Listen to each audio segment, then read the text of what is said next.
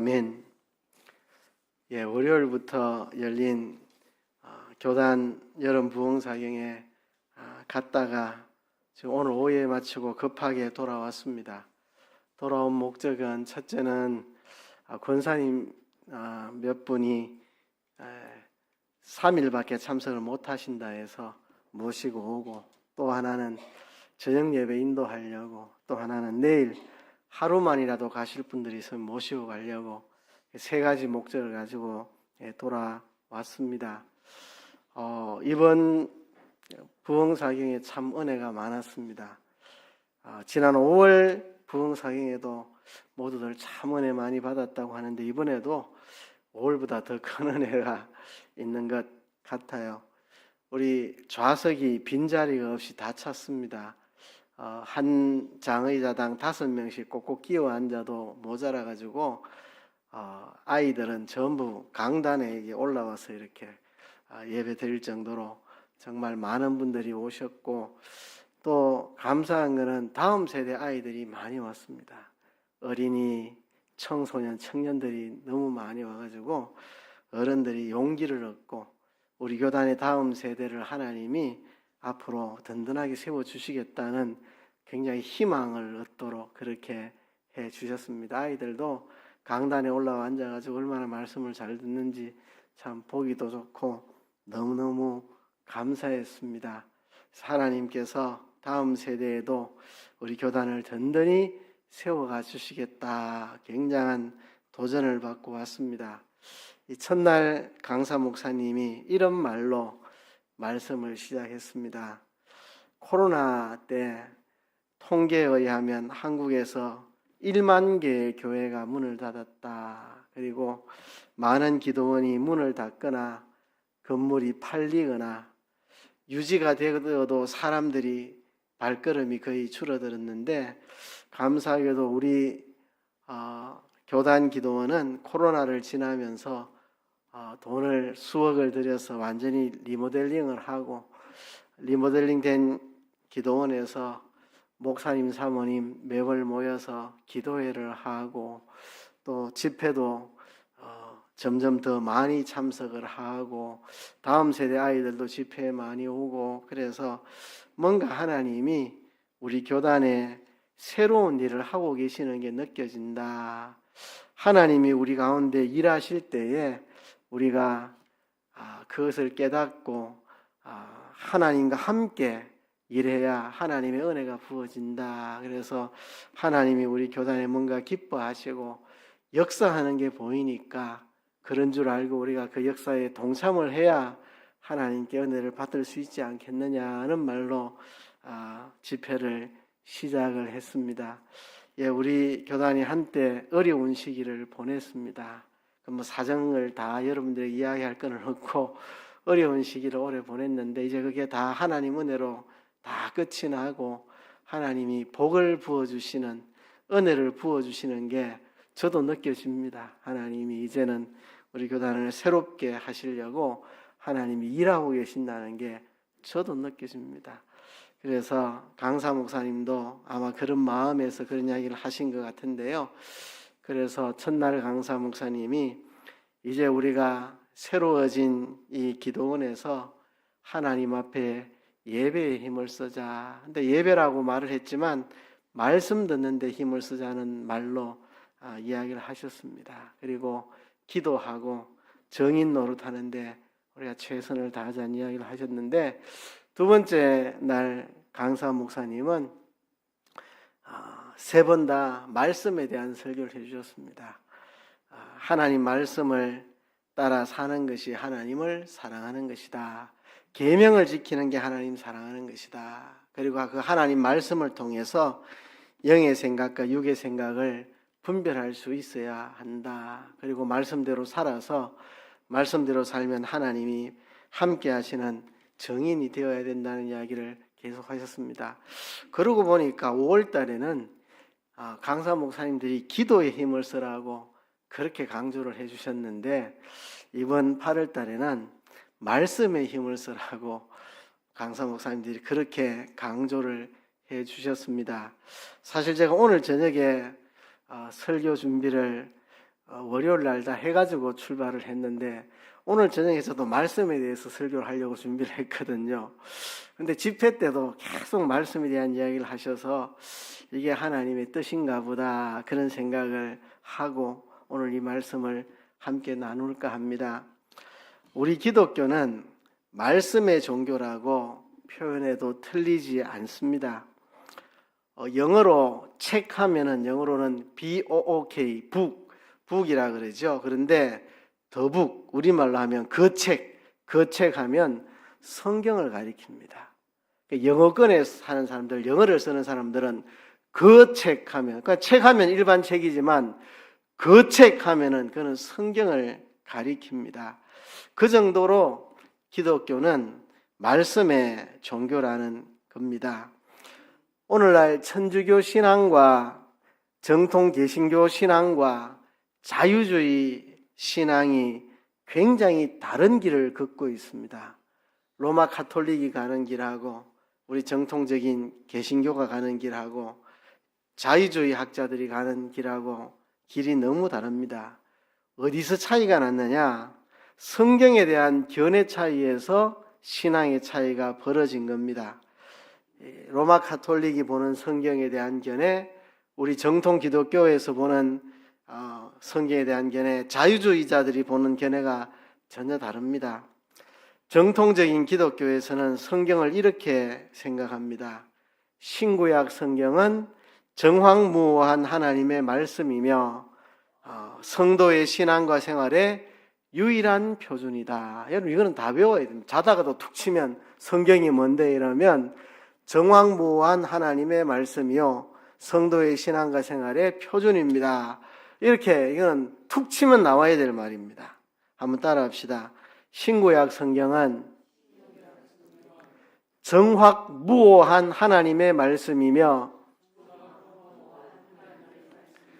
성도의 신앙과 생활의 유일한 표준입니다. 이게 우리가 믿고 있는 성경에 대한 신앙입니다. 그런데 자유주의자들은 성경을 어떻게 생각하느냐? 인간의 저작물이라고 생각을 합니다. 그런데 그 속에 하나님의 교훈이 들어있다 이렇게 보는 겁니다. 우리는 신구약 성경은 정황무오한 1.1획도 틀림이 없는 하나님의 말씀으로 믿지만 자유주의자들은 인간의 저작물로서 오류도 있고 잘못된 것도 있는데 그 속에 하나님의 가르침이 그 속에 스며들어 있다 이렇게 보는 거죠. 사실 제가 하는 설교는 인간의 말이고 그래서 오류가 있고 완벽하지 않고 제 설교 속에도 하나님의 가르침이 스며들어 있는 거죠. 그러나 성경은 그런 게 아니죠. 성경은 정황무오한 하나님의 말씀이죠. 우리의 신앙과 생활의 유일한 법칙이죠.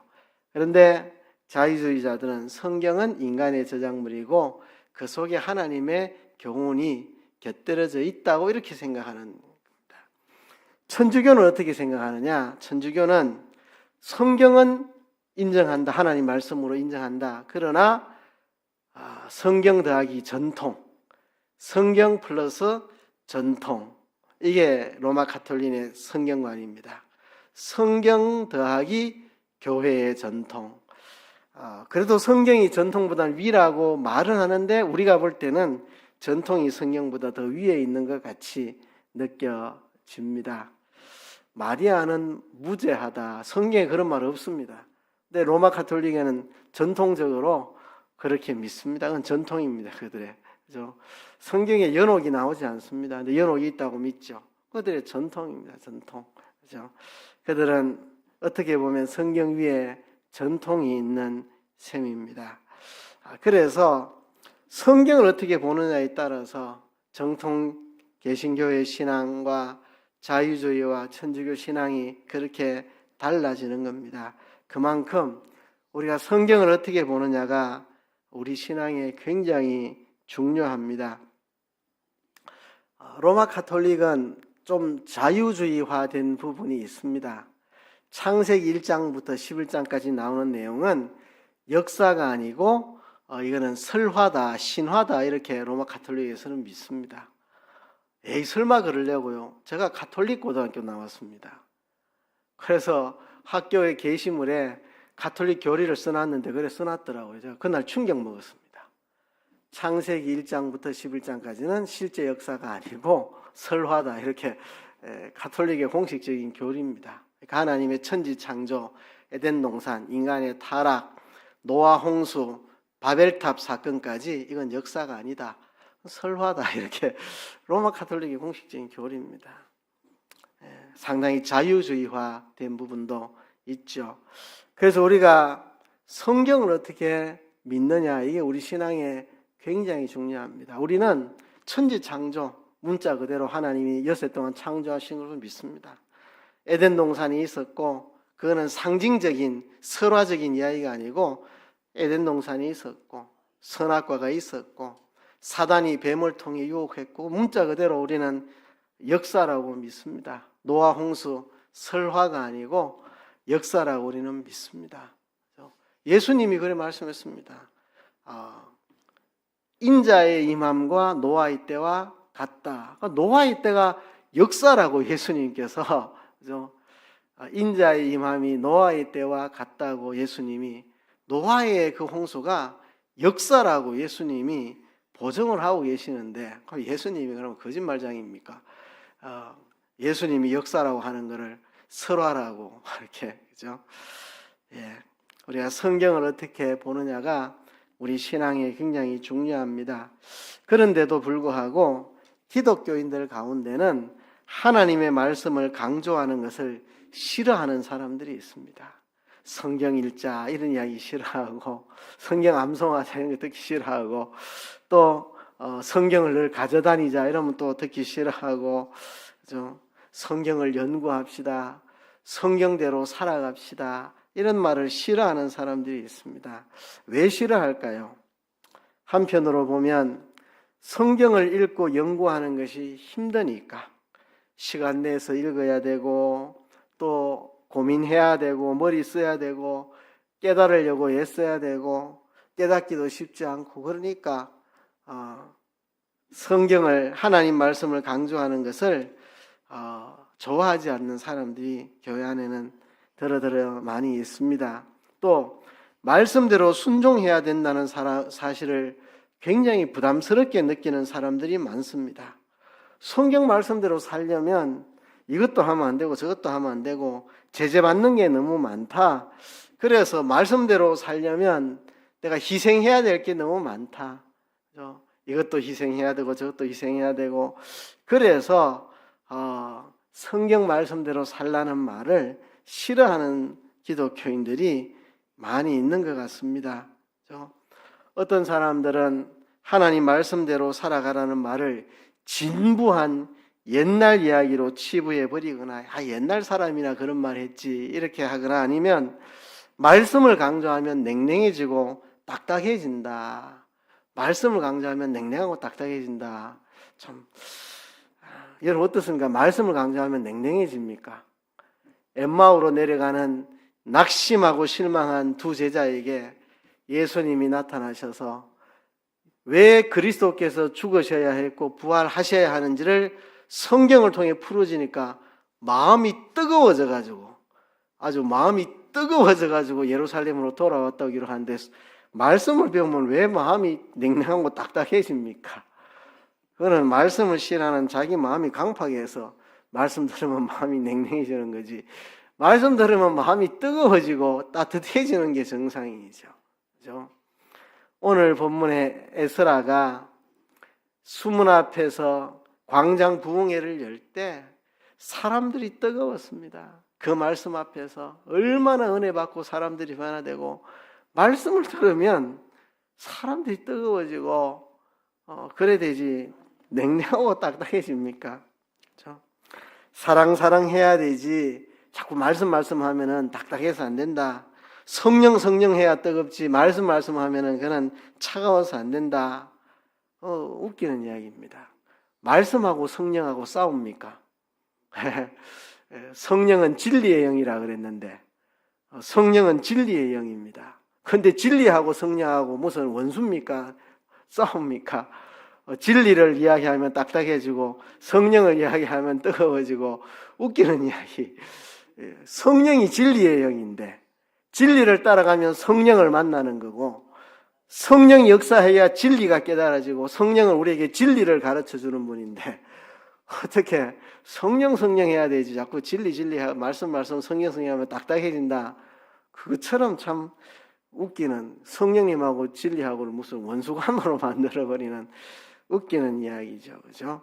또 심지어는 더 나아가서 말씀대로 살아가자 이러면 저거 율법주의잖아 이렇게 정죄하는 사람들이 많이 있습니다.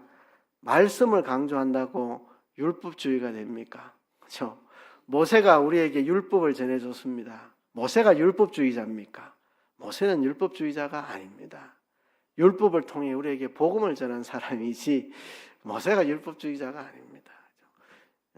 하나님 말씀대로 살자는 걸 강조하면 율법주의자. 그럼 예수님이 산상수훈에서 말씀대로 살아야 된다. 옛사람이 말하기를 간음하지 말라 했지만 나는 음욕만 품어도 나는 간음이라 할 것이다. 예수님께서 살인하지 말라 옛사람이 말했지만 살인이 뭐냐고 형제에게 나아가라 밀을 한 놈이라 하면 공회에 잡히고 지옥불에 들어가게 되리라. 예수님은 모세의 율법보다 더 엄격하게 말씀하셨는데 예수님이 율법주의자입니까? 좀 말 같지도 않은 그런 이야기입니다. 우리는 말씀을 소중히 여겨야 됩니다. 제가 소중히 여기는 말씀 중에 하나가 골로새 3장 10절입니다. 거기 보면 새 사람을 입었으니 이는 자기를 창조하신 자의 형상을 좇아 지식에까지 새롭게 하심을 받는 자들이라고 말했습니다. 우리가 옛사람을 벗어버렸고 이제 새 사람을 입었는데 이 새 사람은 우리를 창조하신 하나님의 형상을 쫓아서 지식에까지 새로움을 받은 자라고 말합니다. 지식에까지 새로움을 얻는다. 그러니까 우리가 새로워지는데 그 최고봉은 지식이 새로워지는 그게 최고봉입니다. 최고봉. 지식이 안 바뀌고 감정이 좀 바뀌는 건요 금방 돌았습니다. 사람들이 뭐 어디 가서 은혜 좀 받았다 하는데 뒤돌아서면 다 까먹고 왜? 감정적인 변화는 이게 기복이 심합니다. 그죠? 그래서 우리 청년 때 학생 때 감정에 휘둘리지 말고 말씀대로 살자. 감정으로 푸떡이 막 주를 위해 살겠습니다 하고 그 다음날 엉뚱한 짓 하고 이게 감정은 굉장히 기복이 심해요. 정함이 없어요. 말씀에 딱 붙잡혀야지 흔들림 없이 나가는 거죠. 그죠? 그래서 지식에까지 새롭게 하심을 받는 자니라. 지식에까지 변화가 돼야 됩니다. 그러니까 지식이 변화돼야 진짜 사람 바뀐 겁니다. 지식이 개조 안 되면 사람 개조 안 되는 겁니다. 그래서 옛날에 이 공산 이 세력들이 기독교인들은 저거 다 죽여라. 저 지식 개조가 안 된다. 기독교인들은 지식 개조가 어렵다. 아무리 고문하고 죽이고 해도 저는 지식 개조가 안 된다. 이런 말 하잖아요. 우리가 바른 지식에 서는 거 그게 얼마나 중요한데요. 우리가 새 사람을 입었는데 그것은 우리를 창조하신 하나님의 형상을 쫓아서 지식에까지 새로움을 입은 자. 하나님의 형상을 쫓아. 하나님의 형상 중에 하나가 지식이잖아요. 지식지혜. 그 하나님의 지식지혜대로 우리가 지식이 새로워지는 거 이게 우리가 새롭게 변화되는 높은 수준의 이야기입니다. 지식이 변화된다는 거. 그래서 어떤 분들은 신학교를 자꾸 비판하는 분들이 있어요. 물론 신학교에서 잘못하고 있는 부분에 대해서는 비판을 당연히 해야 되죠. 그게 아니고 신학교를 근원적으로 비판하는 분들이 있어요. 이제 기도원파 사람들, 기도하고 뭐 성령 받으면 만능이라 이렇게 하는 사람들. 저 신학교는 빼빼 말랐고 지식밖에 없고 신학교는 지식만 주장하고 냉랭하고 다 죽은 데라고 그렇게 막 공격하고 그런 이야기 많이 들었거든요. 극동방송에도 한 번씩 그 신학교 그런 식으로 좀 이야기하는 분들 들었는데요. 저는 굉장한 잘못이라고 생각합니다. 제가 신학대학원에서 3년을 공부하면서 얼마나 가슴이 뜨거웠는지 모릅니다. 수업 시간에 전율을 느끼고 신학을 공부하면서 내가 그토록 알고 싶고 연구했던 것들을 교수님들이 정확하게 알려줄 때 진짜 온몸에 전기가 통하는 것처럼 정말 부흥회가 그런 부흥회가 없었습니다. 수업 시간마다 세상에 그런 부흥회가 그냥 단순하게 사람들 감정 좀 일으키는 그런 부흥회가 아니라 완전히 우리 지식을 새롭게 만들어가지고 새 사람 만드는 세계관을 바꾸고 인생관을 바꾸고 완전히 생각을 변화시키는, 생각이 바뀌어야 진짜 사람이 바뀌는 건데 어디 뭐 부흥회 가서 감정 조금 후딱 올라왔다가 깔아앉고 그거보다도 완전히 사람의 지식을 새롭게 만들어주는 그보다 더 놀라운 부흥회가 없어서 저는 조직신학, 많은 분들이 조직신학은 딱딱하다 어렵다 하는데 저는 조직신학이 부흥회였습니다. 진짜 부흥회. 마귀가 공격한다면 어디를 공격하겠습니까? 신학교를 공격하죠. 지식이 잘못되면 그냥 다 넘어가는 겁니다. 다 넘어가요. 여러분 신천지의 사람들이 왜 빠집니까? 잘못된 지식 오염되니까 신천지 빠지는 거거든요. 그러니까 지식이 잘못되면 사람 끝나는 겁니다. 어느 날 좀 잘못된 감정에 휘둘려 갖고 조금 억지를 가다가 돌아오면 그건 쉽게 돌아옵니다. 지식이 잘못되면요 사람 바로잡기 정말 어렵습니다. 신천지 빠진 사람 건져내는 거요. 저도 건져내 봤습니다.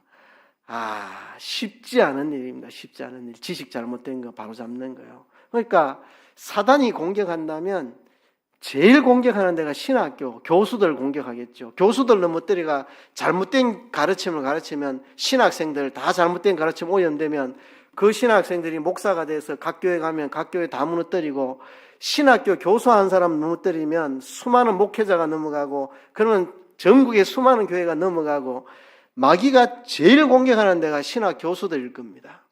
그러면 신학 교수들은 영적인 싸움을 하는 사람들, 마귀가 유혹하는 잘못된 가르침을 버리고 올바른 가르침을 지켜나가기 위해 철저하게 영적인 전투의 현장이 신학교고 신학 교수들이고, 안 그렇겠습니까?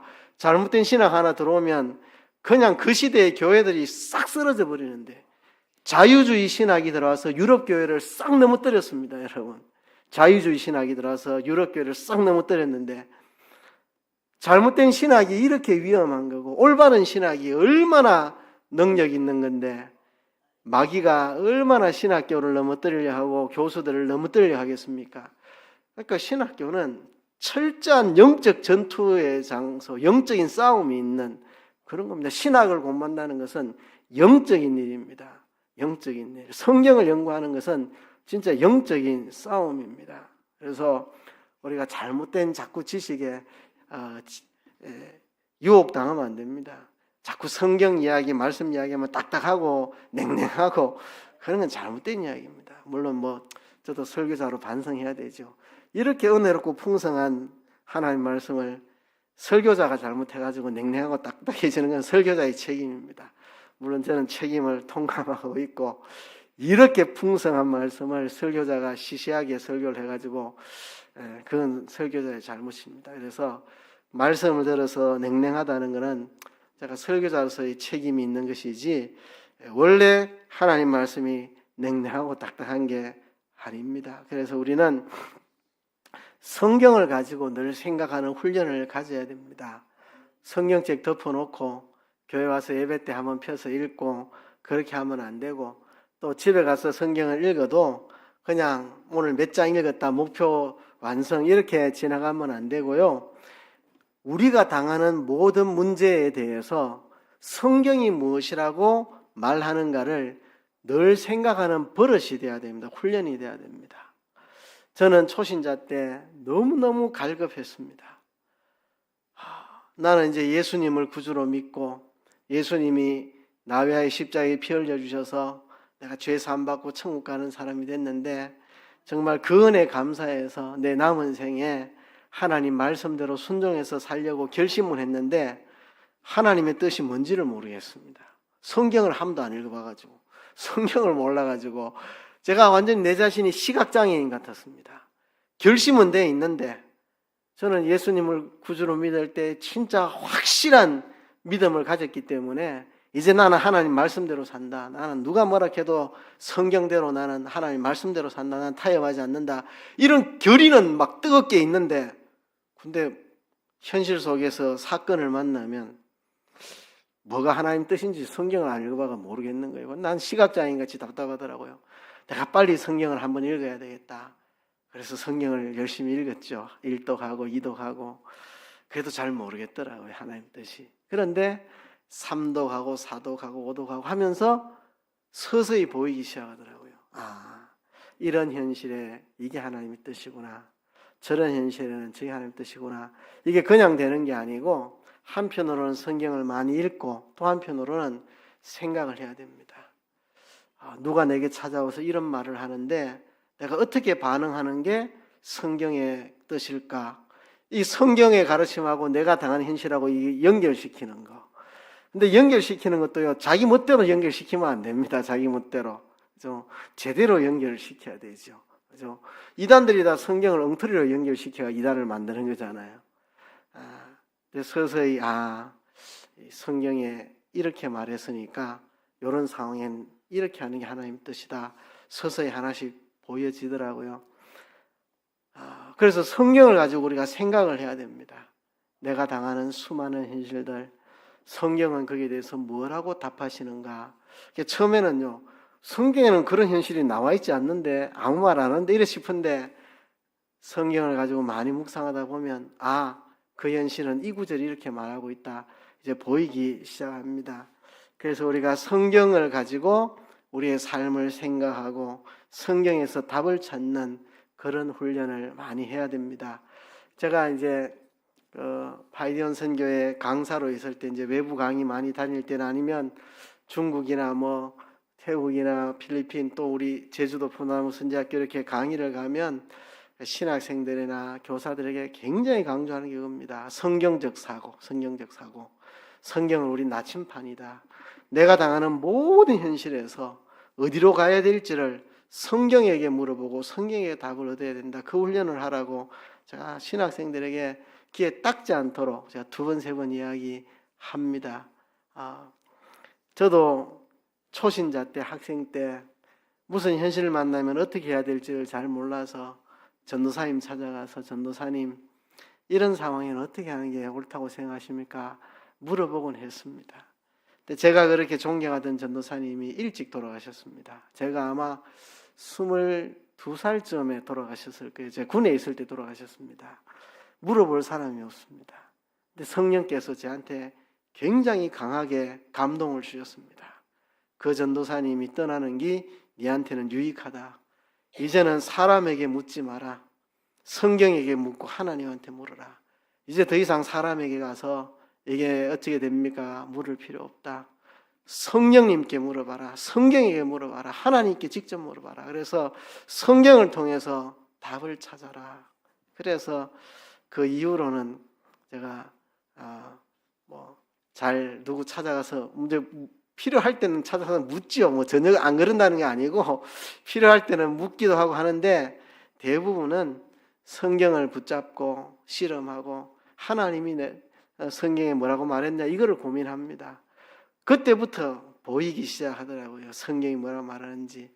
이제는 더 이상 선생님 찾아가서 물어보지 않아도 성경에서 답을 얻을 수 있는 이게 이제 신앙이 자라는 단계인 것 같아요. 그래서 우리가 성경을 가지고 생각하는 그런 훈련들을 늘 해야 됩니다. 자, 그러면 성경을 우리의 삶의 기준으로 이렇게 살아가는 삶의 모습이 구체적으로 어떤 것인가? 오늘 본문에 나오는 학사 겸 제사장 에스라의 삶을 통해서 간단히 살펴보려고 합니다. 에스라는 1장부터 10장까지 총 10장으로 구성되어 있는데요. 1장부터 6장까지는 바벨론에서 1차 귀환한 스룹바벨이 5만 명을 데리고 돌아와서 성전을 재건한 이야기고 7장부터 10장까지는 에스라, 학사 에스라가 두 번째로 귀환해서 백성들의 믿음을 세운 내용입니다. 이렇게 스룹바벨이 5만여 명을 데리고 와서 성전을 재건했는데요. 성전이 완공되고 난 다음 한 58년쯤 지나서 에스라가 2차로 돌아왔습니다. 성전을 막 지었을 때 성전도 아름다웠겠지만 백성들의 믿음도 아름다웠겠죠. 그 어려운 시련 속에 성전을 지어낸 참 그 사람들 얼마나 아름다운 믿음의 사람들입니까? 그러나 58년의 세월이 흐르는 동안 또 사람들은 믿음에서 멀어졌습니다. 그래서 학사 에스라가 제사장 겸 학사로서 백성들에게 율법을 가르쳐 백성들의 믿음을 세워주려고 바빌론에서 돌아왔습니다. 그 이야기가 오늘 7장부터 기록이 되어 있습니다. 이 에스라가 어떤 사람인지 먼저 소개하는데요. 에스라는 모세의 형 아론 대제사장의 16대 손이 바로 이 에스라입니다. 아론 대제사장의 16대 손으로 학사 겸 제사장, 율법에 아주 능한 이 에스라가 돌아왔는데요. 돌아와서 그는 어떤 일을 했는가? 10절에 보면 에스라가 여호와의 율법을 연구하여 준행하며 율례와 규례를 이스라엘에게 가르치기로 결심하였더라. 제가 늘 가슴에 새기고 사는 구절입니다. 에스라 7장 10절. 에스라가 여호와의 율법을 연구해야 됩니다. 성경을 연구해야 됩니다. 두 번째는 준행해야 됩니다. 세 번째는 가르쳐야 됩니다. 가르쳐야 돼요. 이거는 에스라만의 이야기가 아니고 오늘 사회의 목회자들만의 이야기가 아니고 모든 성도들이 그래야 됩니다. 성경을 연구하고 준행하고 가르쳐야 됩니다. 특별히 우리 주일학교 선생님들 성경을 연구하셔야 됩니다. 연구하셔야 됩니다. 공과 가르치는 것만 연구하지 말고 성경을 연구하셔야 됩니다. 성경을.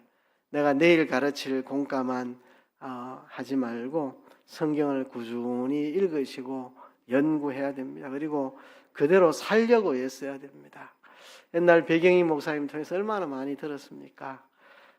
지식 전달하는 사람 되지 말고 네가 먼저 실행해보고 실행해본 경험을 가지고 저절로 양떼를 먹여라.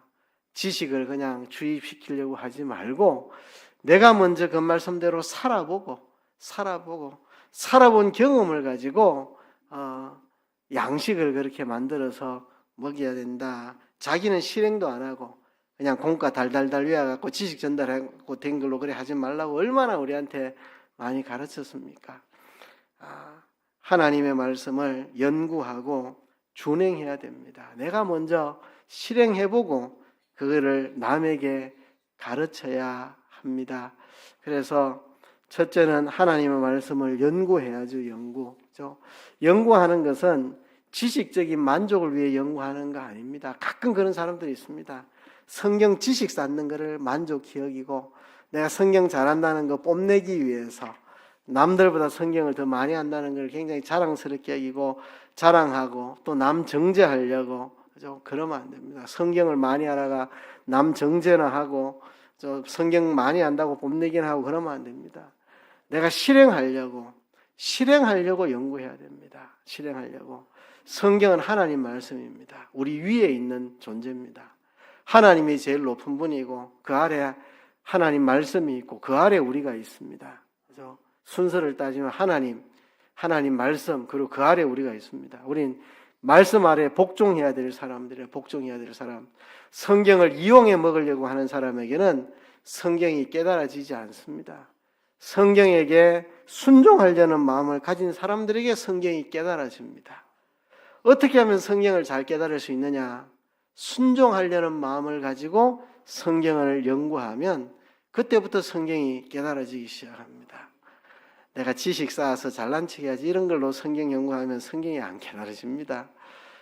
순종하려는 마음 또 이것으로 누군가를 바르게 가르치려고 하는 그런 마음으로 성경을 연구해야 됩니다. 연구해야 되고 자꾸 이제 현대인들이 성경을 안 읽으려고 그러고 그래요. 옛날에 우리 신앙 선배들의 성경책은 새카맸는데 요즘 성경책도 다 깨끗하죠. 물론 뭐 스마트폰으로 성경 읽고 그래서 그렇기도 하겠지만 아무튼 우리가 성경을 연구해야 됩니다. 그리고 순종해야 됩니다. 그대로 살아야 됩니다. 기독교는 말씀의 종교, 성경의 종교인 동시에 실행의 도입니다. 기독교는 실행의 도입니다. 지식으로 말로 되는 게 아닙니다. 실행하지 않으면 아무 소용없습니다. 아무 소용없어요. 기독교는 말씀의 종교인 동시에 실행의 종교입니다. 실천 없으면 그건 무슨 소용이 있습니까? 실행하지 않으면 아무 소용없습니다. 제가 존경하는 교수님 중에 예전에 합동신학대학원 교수로 계셨던 송인규 교수님이 있습니다. 제가 송인규 교수님을 왜 존경하느냐 하면 이분은 학문적인 대가입니다. 탁월한 학문적인 소양을 가지고 있습니다. 그분에게 조직신학을 배웠는데요. 얼마나 잘 가르치는지, 그분 분석 철학을 전공을 했는데, 성경을 분석하고 이런 거 하는데 아주 탁월한 능력이 있는 분입니다. 그런데 그분은 동시에 실천에 관심이 있는 분입니다. 실천에. 그래서 그분이 쓴 책들, 기독교 윤리, 공동체 윤리, 기독교와 성, 이런 실천적인 문제들에 대해서 그분은 파고들었고 그런 것들을 연구하고 그 연구하는 과정에서 진짜 성경대로 살아보려고 얼마나 몸부림치고 그 몸부림 속에서 깨닫고 한 것들을 책으로 쓰고 그냥 어디 이론들 모아가 쓴 책이 아니고 얼마나 말씀대로 살아보려고 실행해 보려고 성경에 보니까 크고자 하는 자는 낮아지라 했는데 내가 실행해 보자. 그래서 이제부터 우리 교회 주보는 담임 목사인 내가 만들겠습니다 하고 주보 본인이 만들고 그래 보니까 이게 옳은 것 같지가 않다.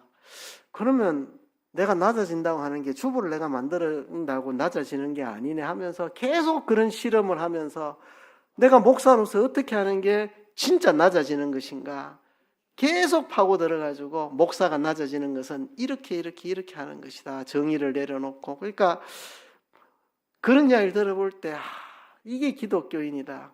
말씀을 실행해 보려고 내가 목사로서 성경대로 내가 낮아져야 되는데 뭐가 낮아지는 건지를 수없는 밀대도 잡아보고 주보도 내가 직접 만들어보고 하면서 나중에 얻은 결론 목사가 이렇게 하는 게 낮아지는 것이다.